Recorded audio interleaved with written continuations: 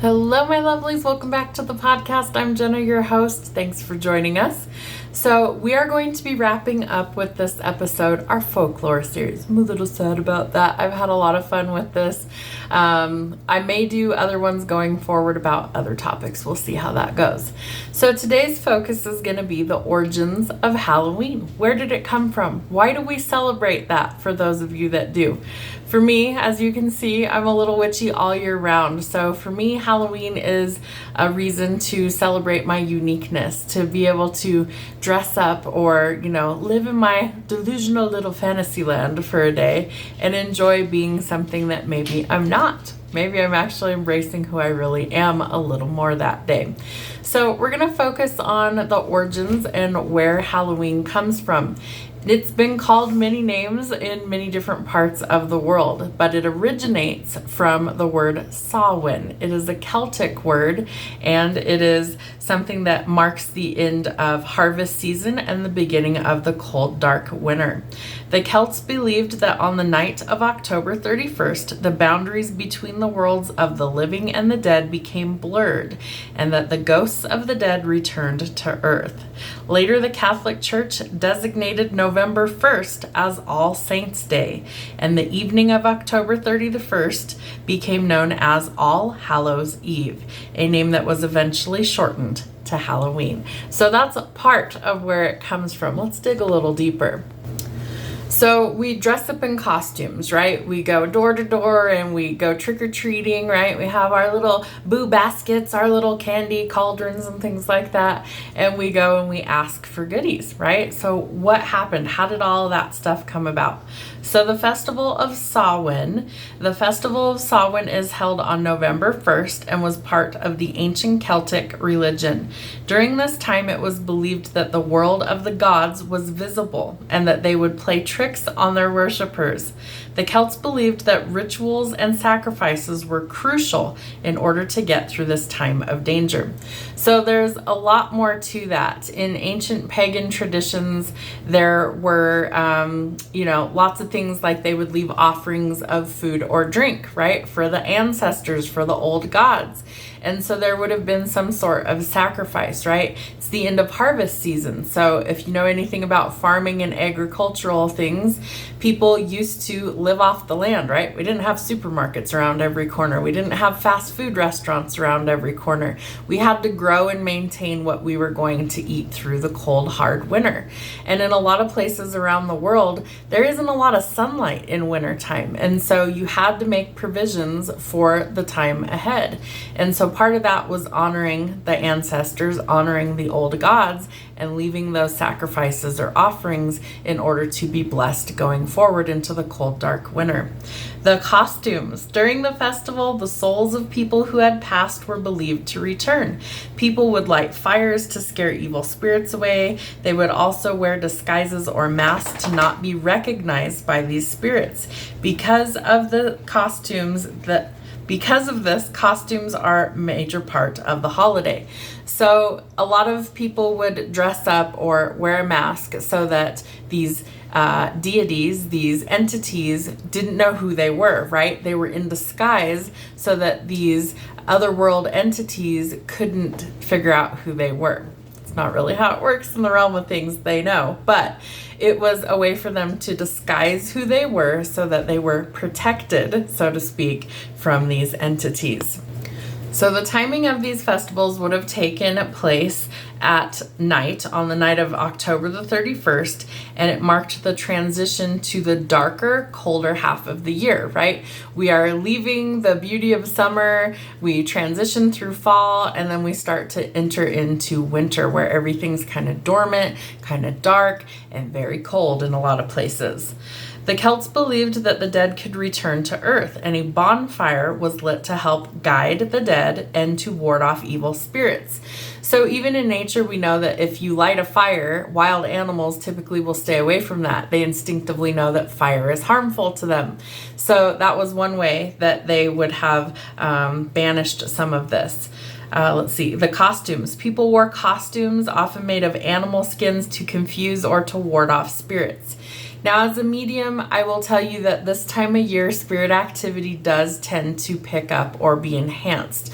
The reason being is that the veil between the two worlds, the living and the dead, is at its thinnest on Halloween.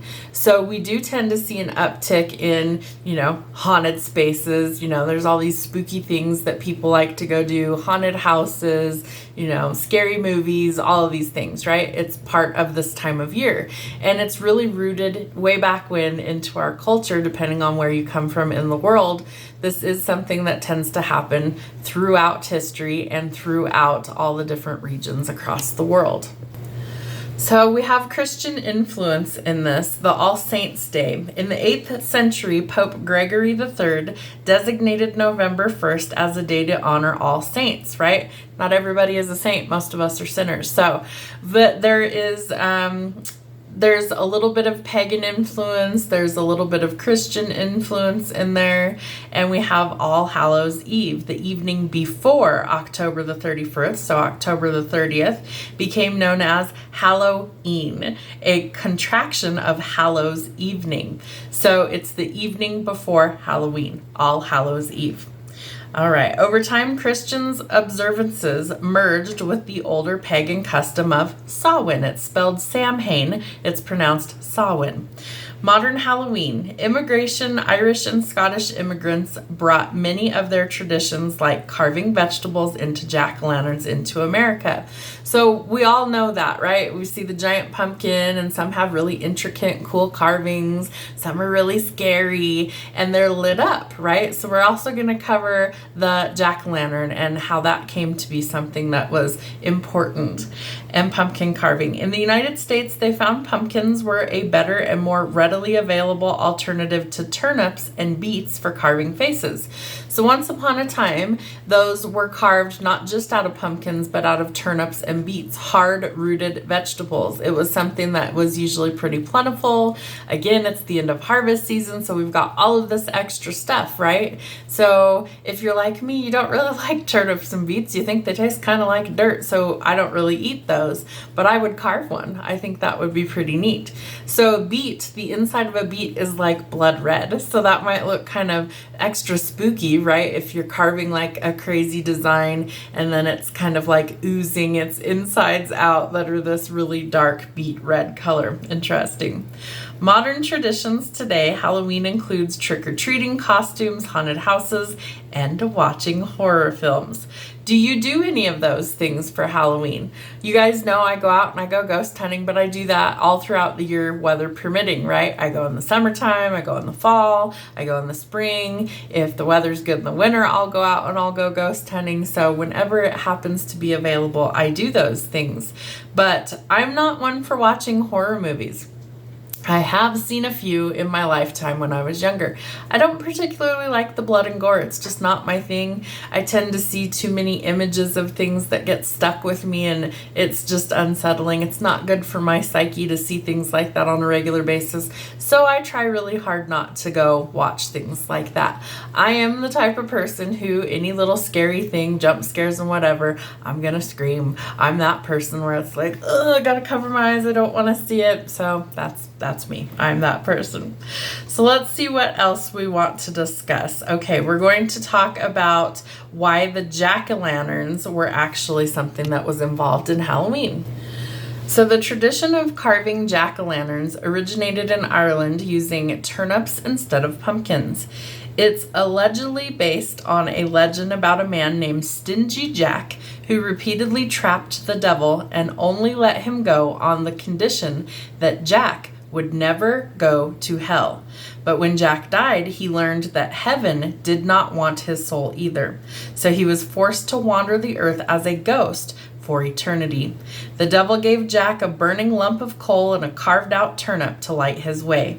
Locals eventually began carving scary faces into their own turnips to frighten away evil spirits. So that is why it's called a jack-o'-lantern. Okay, so it actually has real roots in a story. Seeing ghosts, the festival of Samhain marked the transition into the new year at the end of the harvest and the beginning of winter. Celtic people believed that during the festival, spirits walked the earth.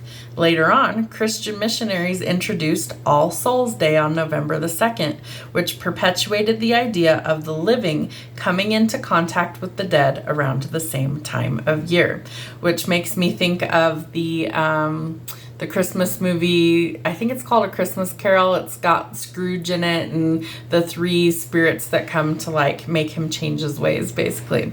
Wearing scary costumes. In order to avoid being terrorized by all the evil spirits walking the earth during Samhain, the Celts donned disguises in order to confuse the spirits and to be left alone.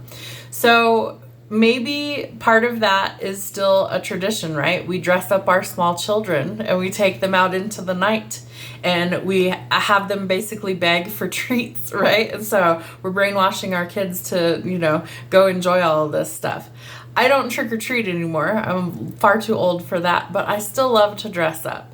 I don't always dress up on Halloween. Sometimes I'll dress up, for videos or whatever for you guys prior to that. This year, I just kind of said, we'll see what I feel like doing on Halloween. So I feel like it's a fun outlet.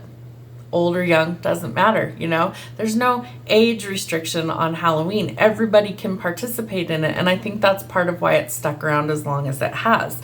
There's a lot of fun to be had. So trick-or-treating, where did that come from? There is much debate around the origins of trick-or-treating, but generally there are three theories. The first theory suggests that during Samhain, Celtic people would leave food out to appease the spirits traveling the earth at night. Over time, people began to dress as these unearthly beings in exchange for similar offerings of food and drink. The second theory speculates that the candy boom stems from the Scottish practices of guising, which is a secular version of souling.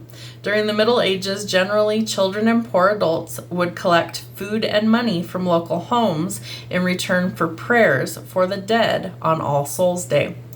Let's see. The prayers were in favor of non-religious practices with the inclusion of songs, jokes, and other tricks.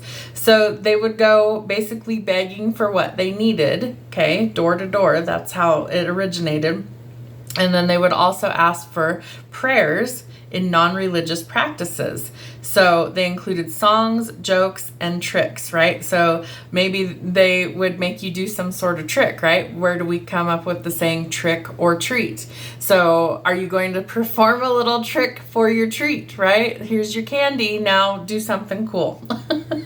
A third theory argues that modern American trick-or-treating stems from Belsnickling, a German-American Christmas tradition where children would dress in costume and then call on their neighbors to see if the adults could guess the identities of the disguised.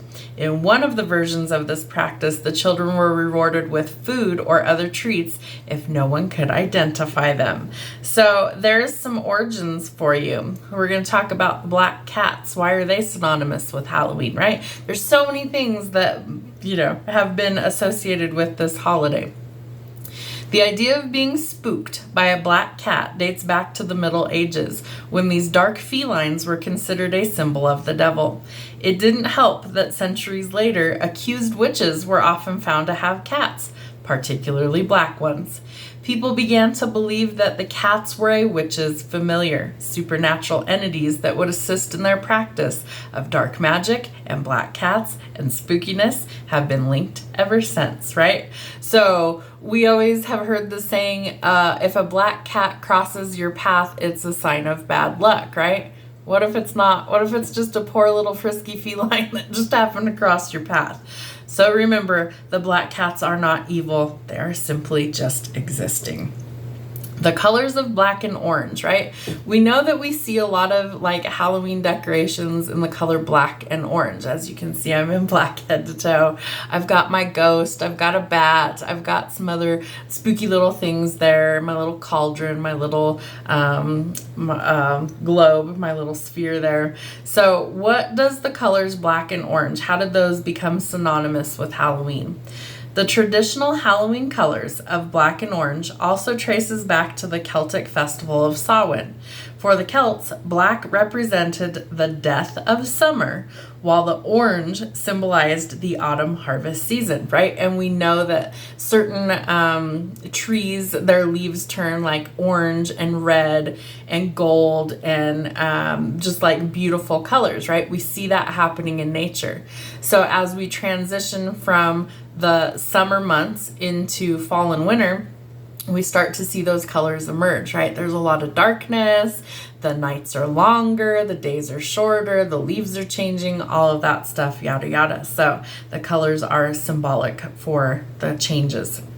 Bobbing for apples. Did you guys ever do that? We did that when we were kids. I remember when we were young, our elementary school had like a Halloween carnival, and they would have like a little spooky haunted house, and they had cakewalks and bobbing for apples and little carnival prizes and things that you could do. And it was so much fun. We used to go to it all the time.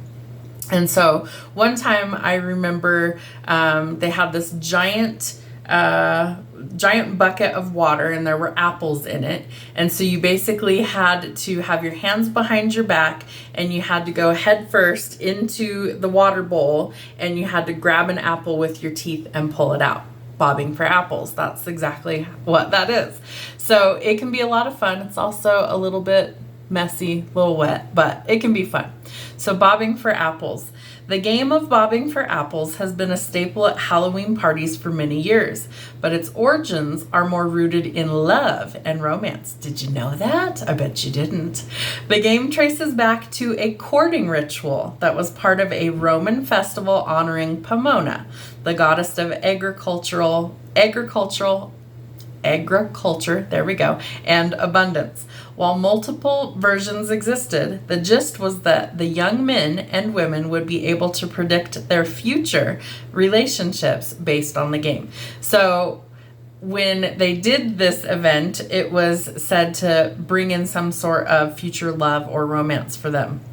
When the Romans conquered the British Isles in 43 AD, the Pomona festival, blended with the similarly themed Samhain, was a precursor to Halloween.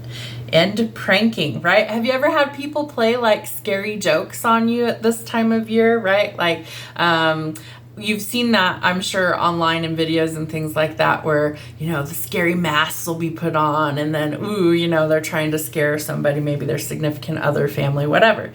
So another little story, when we were kids growing up, our neighbor that lived behind us, he was, probably 6 or 8 years older than I was growing up. And he was a lot of fun. He was a big goofball, and I was best friends with his cousin growing up. And so we all palled around, all that good stuff. So he used to think it was hilarious to scare us, right? Because I'm a screamer. I'm that person. I'm going to go out and, oh my God, he's going to get us, whatever.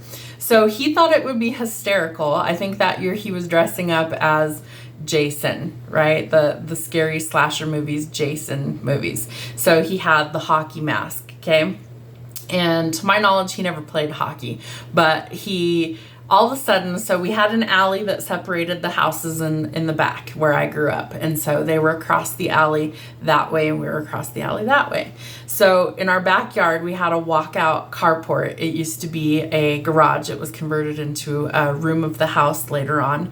And all of a sudden, I start seeing out the window somebody like moving in the yard, like ducking behind trees and crouching down and all of this weird stuff, right? So I peek out the window trying to see like what's going on out there. And all of a sudden he jumps up and he's got this mask on, and terrified me screams at the top of my lungs and thinks that somebody's coming for me, right? Oh, the laugh that he let out. He laughed and he laughed and he laughed. He thought it was the funniest thing in the world to absolutely terrify us as kids. So pranking is another part of this holiday. Apologies for the jump scare. Playing pranks often varies by region, but the pre-Halloween tradition known as Devil's Night is credited to a different origin depending on the source. Some say that pranks started as part of May Day celebrations, but Samhain and eventually All Souls Day also included good-natured mischief. When Irish and Scottish immigrants came to America, they brought with them the tradition of celebrating Mischief Night as part of Halloween. Lighting candles and bonfires, right? This is the perfect time of year to go out to a bonfire, right? It's a little chilly out. Maybe we are sitting there sipping something nice. Maybe it's hot cocoa. Maybe it's cider. Maybe it's liquid libations, whatever it happens to be, right? So the bonfires are there to light our way in the darkness as well as banish the evil spirits, and it brings a sense of community and togetherness. So there are lots of fire festivals, and those fire festivals honor all sorts of different things, but the bonfires and lighting candles are synonymous with the dark time of the year. So if you think, we see candles in the jack-o'-lanterns, right? So there's the carved pumpkin, turnip or beet, and then we also have the candle inside there, right? It's illuminated, so it's kind of lighting our way. So for much of the early history of Halloween, towering bonfires were used to light the way for souls seeking the afterlife. These days, lighting candles have generally been replaced the large traditional blazes or the large bonfires. What about candy apples? Ooh, some of my favorite goodies around this time of year. I absolutely love them. However, I'm not really supposed to eat them anymore, but we might eat one just because we can. So candied apples. For centuries, people have been coating fruit in syrup as a means of preservation. But during the Roman festival of Pomona, the goddess was often represented by and associated with apples. Her name derives from the Latin word for apple, pomum, and the fruit is at the heart of the harvest celebrations. It is believed that candied apples were invented accidentally in 1908 by William W. Kolb, a candy maker in Newark, New Jersey. And as the story goes, Kolb was experimenting with red cinnamon candy to sell at Christmas time. And he dipped apples on a stick into the red glaze and he put them into his shop window to showcase his new candy. But instead of selling the candies, he ended up selling the apples to customers who thought they looked good enough to eat. They became fashionable treats. They looked good enough to eat. They became fashionable treats for Halloween starting in the early 1900s, and they have remained popular up until the 1970s. They're all over the supermarkets this time of year, right? You go to the produce section and you'll see the candied apples, right? The Daffy apples are usually the biggest one that I've ever seen. Usually it comes in a 1-pack or a 3-pack. Some of them have nuts around them. Some of them are more intricate, like they're dipped in cookies and sprinkles and all these things, right? But they're something that I definitely enjoy. All right, bats. Bats, you say? We have bats in the belfry. Bats were likely present in the earliest proto-Halloween celebrations, not just symbolically, but literally. As part of Samhain, Celts lit large bonfires which attracted insects, which in turn attracted bats. Soon spotting bats became connected with the festival. Medieval folklore expanded upon the eeriness of bats with a number of superstitions built around the belief that bats were harbingers of death. All right, so bats are also kind of in the whole origins of, we've seen bats turn into vampires and vampires turn into bats, but bats eat insects, right? And so they use their echolocation in the darkness to find these insects, right? And so you can hear them at night. I hear them in my backyard when I'm outside, like dusk especially. You'll hear them do their little weird chirping that they do with their echolocation, and they are hunting bugs, things like mosquitoes, right? These pests that we don't want. Those are food for bats, so they help the ecosystem. So if you've got a giant bonfire going, it's going to generate the bugs to come out, right? the bugs don't necessarily go into the fire sometimes, but they will like float above it.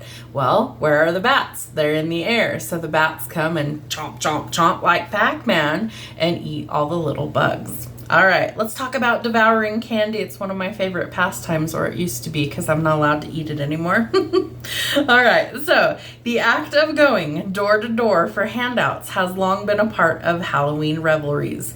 But until the mid-20th century, the treats children received were not necessarily candy. Did you know that? I bet you didn't. Things like fruit, nuts, coins, and toys were just as likely to be given out. Trick-or-treating rose in popularity in the 1950s, and it inspired candy companies to market small, individually wrapped candies. People began to favor the confections out of convenience, but candy did not dominate at the exclusion of all other treats until the 1970s, when parents started fearing anything unwrapped. Do you remember those stories? I do, from childhood. Things like finding razor blades in the Snickers bars, or things being tainted, right? Things being poison, like people injecting poisons into the food, or razor blades, or a couple years back, I remember people thinking that people were putting like laced drugs in candy and handing it out to kids. Just wild stories that you had heard. But they did actually find razor blades in candy previously. I want to say it was like in the 80s or the 90s when this might have happened. And so parents were actually encouraged to take the bags of candy to like your local emergency room and have your children's candy x-rayed to make sure there weren't things like razor blades in your Snickers bar. Crazy things, right? So that's part of the reason why people quit doing homemade treats, right? We have this commercialized thing with the candy companies, and there's all these boxes and bags full of goodies that you could hand out that were prepackaged and thought to be safe. So people got away from making candied apples or popcorn balls or all these things that used to be homemade that you would make a batch of and you would hand out. And then it became more commercialized, right? For safety. Or was it for profit? I think it was for profit. All right, let's see what else. Candy corn. Oh, love it. A lot of people, you either love it or you hate it, right? It's waxy. It doesn't have a whole lot of flavor. It's a strange little candy. It's a strange little treat. Some people absolutely hate it. I'm one of the people, I like it. I'll eat some of it. I only eat it around Halloween time, so I don't usually get burned out on it. But I'll eat a few pieces of it here and there. I don't mind it too much. So why candy corn? Why is the candy in a corn shape, right? What's going on with that? A candy maker at the, let's see if I can say this right, Wonderly Candy Company in Philadelphia is sometimes credited with inventing the tricolored candy in the 1880s. But candy corn did not become a widespread sensation until the Goletz Company brought the candy to the masses in 1898. Candy corn was originally called chicken feed, and it was sold in boxes with the slogan, "Something worth crowing for." Initially, it was just an autumn time candy because of corn's association with the harvest time. Candy corn later became Halloween specific when trick-or-treating grew in popularity in the US during the 1950s. How funny is that? So it was associated with the harvest season, right? Because cornfields were in a lot of places. And so it was corn-shaped, right? Like a kernel of corn. And the slogan being something worth crowing for, because you usually would see crows around cornfields. Crazy the history that we can dig up and find, right? All right, so I feel like there is a lot of traditions that maybe we really have no idea where they actually came from. And that's why I like to do this, so we can figure out maybe some of the origins. So what is the darker side of Halloween? Because there is one. So unlike the holidays of Christmas and Thanksgiving, which both have clear historical paths to the present, the history of Halloween is a little bit more elusive. Have you ever wondered why all of our contemporary Halloween rituals come from? Have you ever wondered where they come from? Why, for example, do we ask strangers for tricks and threaten to trick or treat them if they hold out on us? As a holiday that prides itself on being spooky and mysterious, it makes sense that Halloween's history is similarly murky. But we're here to dispel the rumors and separate the fact from fiction.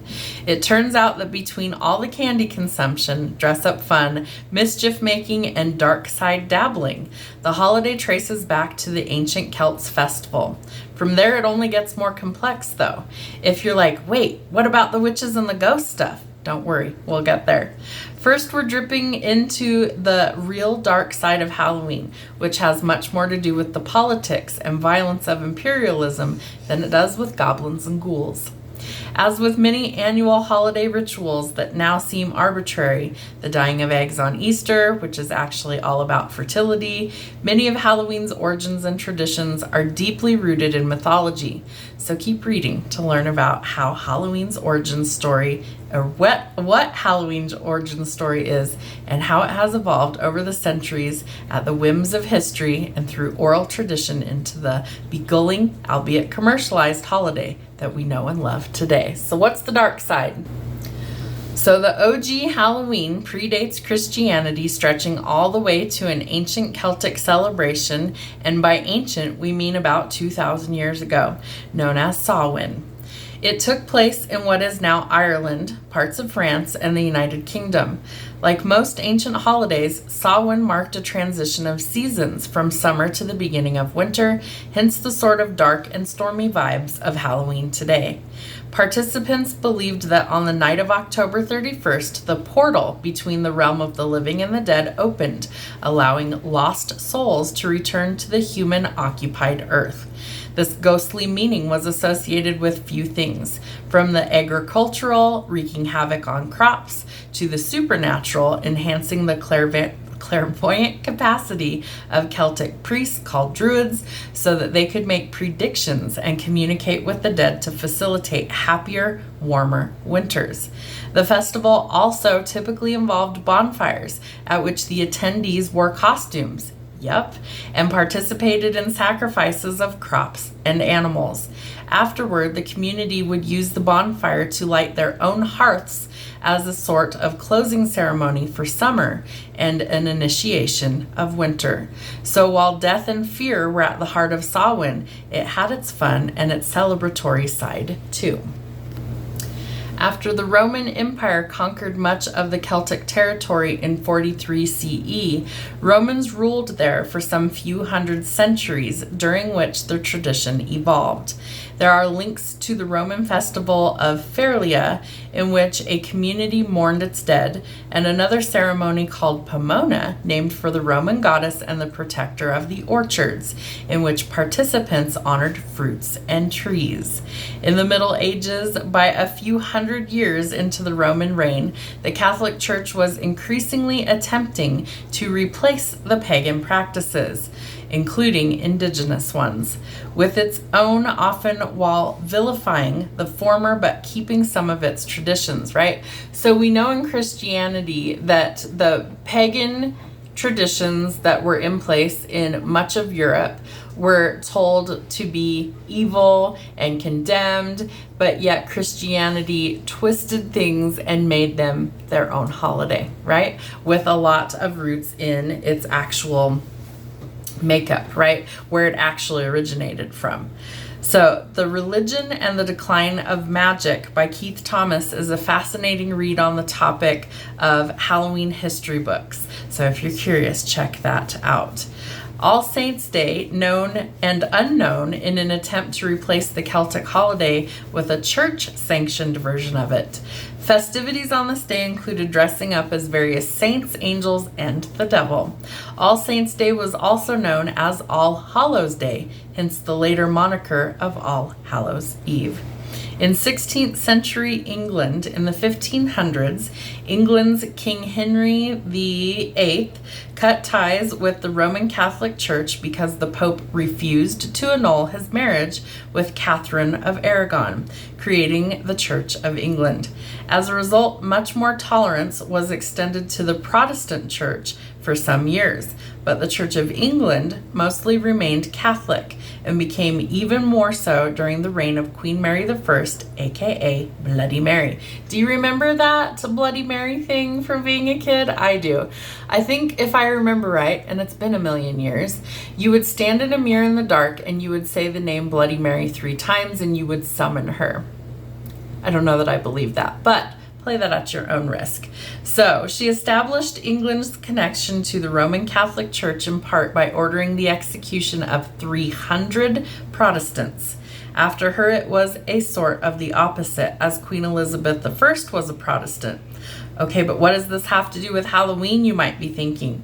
Well, let's fast forward to the pilgrimage across the Atlantic. Halloween's history in the United States, the colonial period from the 16 to the 1700s. The popularity of Hallows Eve during the American colonial era varied from place to place, depending on how devoutly Protestant the communities were. These early colonists were Puritans and fled England because of religious persecution, which is why they were known as separatists.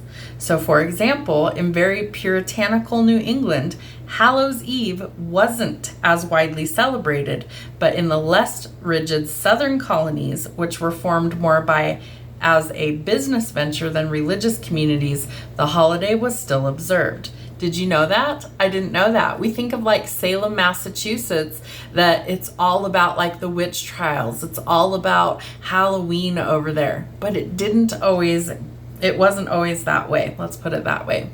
So during this era, celebrations around the harvest emerged and became associated with Hallows Eve, likely as a result of the cultural exchanges between the indigenous people and the Anglo-Saxon settler colonists.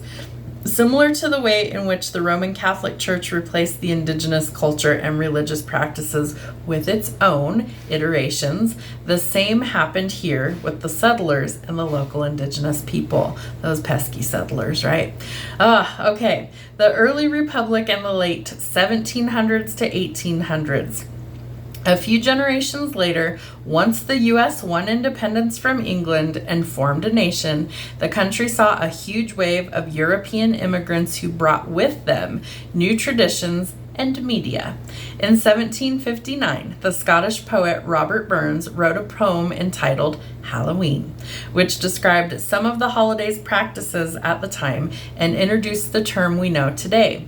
The word itself seems to be a portmanteau of the word hallow, which originally meant saint, mixed with een, which was an abbreviation of the word eve, or night before, according to bigthink.com. European and American imperialism. So how did the holiday reach so many different countries around the world? The answer is simple. European imperialism. As with the most holidays, Halloween celebrations vary from region to region, and different modern I don't know why words are so hard today. Different modern traditions stem from different ancient cultural practices, but the common thread is the brutality of imperialism and accompanying forced assimilation. So there were a lot of things that used to be, and then things started to change because we had settlers moving, right? Think of it like the people from Europe brought their traditions to their new place, okay? They moved to a new place and they wanted to bring what was familiar with them, but there were also clashing cultures, religious beliefs, spiritual beliefs, all of that stuff. So it created a lot of conflict. The Spanish imperialism in South America, late 1500s to 1900s.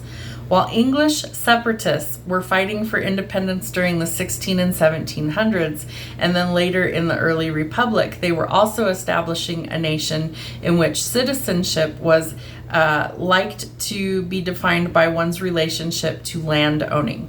So you could only be a citizen if you owned land, and you could only own land if you were a white man. Hence the power structures that we still see today. Similar practices were unfolding in other parts of the continent, except the colonizers were Spanish Catholics, okay? And we know that from history. So even the Spanish Catholic conquistadors subjugated indigenous people or forced conversion or conversion. There was still, of course, traces of local worship and culture, resulting in a fusion of indigenous practices with Catholic holidays. That's why figures like Saint Morte, which the official Catholic Church still refuses to recognize as a part of the canon, persist today. Day of the Dead also falls on the Catholic holiday All Saints' Day and looks quite different from Americanized Halloween, and more on that in a minute. All right, so let's talk about the violation and the violent forced assimilation of the religious practices, because we know that when the Spanish settlers came, the conquistadors came, they slaughtered a lot of the indigenous people, men, women, and children. They stole their lands, they took what they wanted to be theirs, and they didn't care who they hurt in the process. And the people that were left were basically forced to assimilate. They were forced to become what these colonizers wanted them to be. And so that created a lot of problems. So there were a lot of problems associated with like the spiritual practices, religious beliefs. There was like this clash going on. So let's see, I lost my place. The irony is that while the British were responsible for spreading Halloween, they also spent several decades trying to stamp it out.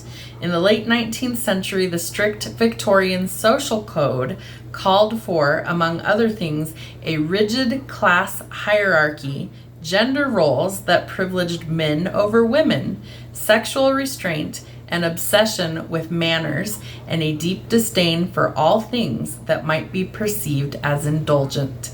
Halloween, having to do with dressing up, superstitions, and death, was, of course, one of the many practices that came under fire. Halloween experienced a resurgence in the UK and its colonies all over the globe, including Hong Kong and Singapore, among many others, after Queen Victoria died in 1901, and social attitudes gradually started to shift. So, 1900s to present day. The turn of the century also marked by the rise of the U.S. military intervention abroad in countries including the Philippines, Japan, Hawaii, Iran, where the spread of American cultural practices, traditions, and media was one way to fulfill what scholar Homi Habiba deems colonial mimicry, meaning peripheral access to dominant American culture. Media, of course, includes all the Halloween stuff.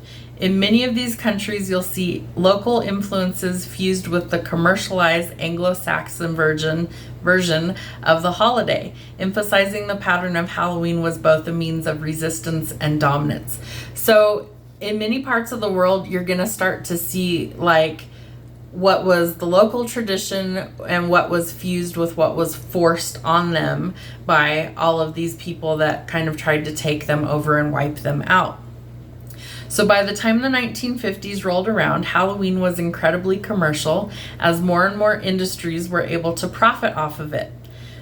Confectionaries, new candy would be an easy thing to pass out on Hallows Eve and predicted that kids would want it. Duh. So they increased production, thus increasing affordability and accessibility, which ultimately sells, right? It sells. Candy sells. We love sweets. We're addicted to it, which finally brought about some of the presumably your favorite Halloween staples like trick-or-treating and dressing up. So what do you think? Do you think that some of this stuff is things that you learned, that it's brand new? Did you know any of these things? I bet you knew some of those things, but did you learn something today? I hope you did.